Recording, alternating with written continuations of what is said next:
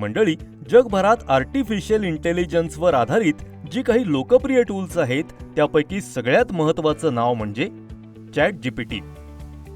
या टूलनं खऱ्या अर्थानं जगभर AIचं वादळ तयार केलं आणि आजही त्याच्या युजर्सची संख्या 40 कोटींपेक्षा जास्त आहे. तुम्हाला पाहिजे त्या विषयाची माहिती देणं, कुठल्याही स्क्रिप्ट्स लिहून देणं, भाषांतर करणं, कोडिंग करणं, विश्लेषण करणं, अशी यादी सुद्धा अपुरी पडेल इतकी कामं हे टूल करतं आणि तेही अगदी गप्पा मारत सहजपणे. वापरायला अतिशय सोप्या अशा या टूलविषयी माहिती घेऊया. चला तर मग. ChatGPT तुमच्याशी माणसासारखाच संवाद साधत पाहिजे त्या विषयावरचं ज्ञान उपलब्ध करतं. म्हणजे उदाहरणार्थ आपण explain climate change considering I am 5 years old असं सांगितलं तर हे टूल किती उत्तम पद्धतीनं उत्तर देतं बघा. तुम्हाला टाईप करायचा कंटाळा आला तरी काही हरकत नाही. ChatGPTतल्या मायक्रोफोन आयकॉनवर टॅप करा, बोला आणि ChatGPT तुमच्याशी मित्रासारखंच बोलेल. Of course, 3D animation involves creating moving images in a three-dimensional digital environment.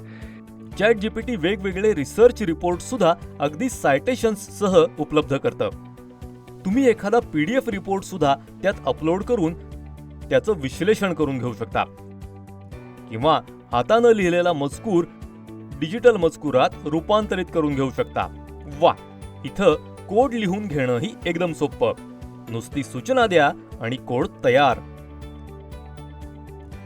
लेख, निबंध, गोष्टी, क्रिएटिव्ह जाहिराती असं काहीही एका क्षणात हजर बरं का.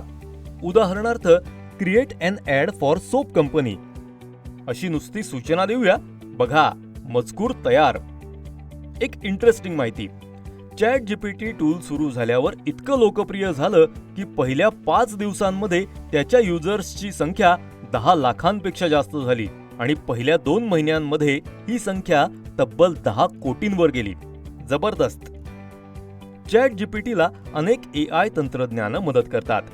लार्ज लँग्वेज मॉडेल्स म्हणजे LLMs, GPT 3.5 आणि GPT-4 टर्बो या तंत्रज्ञानांचा वापर करतात, ज्यामुळं हे टूल माणसासारखाच संवाद साधू शकतं. स्पीच टू टेक्स्ट AI या तंत्रज्ञानात तोंडी सूचना लेखी मजकुरात रूपांतरित होतात, तर इमेज रेकग्निशन AI या तंत्रज्ञानात अपलोड केलेल्या इमेजेस किंवा डॉक्युमेंटचं विश्लेषण करणं ChatGPTला शक्य होतं. मशीन लर्निंग आणि नॅचरल लँग्वेज प्रोसेसिंग सारखी तंत्रज्ञानं तर यात आहेतच. तर मंडळी, हा मित्र तुम्हाला भेटायला आलाय. त्याच्याशी मैत्री करून त्याच्याकडून पाहिजे ती मदत मिळवा. बाय द वे, त्याचा वापर करून करिअरमध्ये किंवा शिक्षणात पुढं कसं जायचं किंवा स्वतःचं जीवन समृद्ध कसं करायचं याचा सर्च मात्र तुम्हालाच करावा लागेल, हे मात्र खरं.